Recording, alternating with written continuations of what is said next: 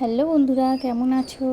তো আবার একটি নতুন ভিডিও নিয়ে তোমাদের সামনে হাজির হয়ে গেলাম। তো কালকে জানো মহালয়া ছিল, আর তার মধ্যে ছিল সানডে। তো স্পেশাল তো কিছু করতেই হয়, তাই না? তাই বাড়িতেই বানিয়ে ফেললাম বিরিয়ানি। অনেক দিন থেকে খাওয়াও হয় না, আর বাইরে এখন খাইও না। জানোই তো শিলিগুড়ি পরিস্থিতি, বাইরের খাবারের কী অবস্থা। তো ভাবলাম বাড়িতেই বিরিয়ানি বানিয়ে খাই। তো মহালয়া স্পেশাল কালকে বিরিয়ানি বানিয়েছিলাম। কেমন হয়েছে তোমরাও জানিও। আর তোমরা কে কী খেলে মহালয়াতে? পিকনিক অবশ্য করা হয়নি, কিন্তু বাড়িতে সানডের দিন স্পেশাল বিরিয়ানি বানিয়ে খাওয়া হয়েছিল। এর আগেও আমি বাড়িতে অনেকবারই বিরিয়ানি বানিয়েছি, তো এই নিয়ে 3-4 বার হবে।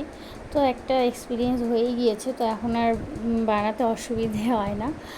তো ভালোই লাগে বাড়িতে কিছু স্পেশাল বানিয়ে খেতে। আর আমার ভিডিও ভালো লাগলে অবশ্যই লাইক করো, কমেন্ট করো, আর নতুন নতুন ভিডিও দেওয়ার চেষ্টা করব। ভালো থেকো বন্ধুরা, টাটা।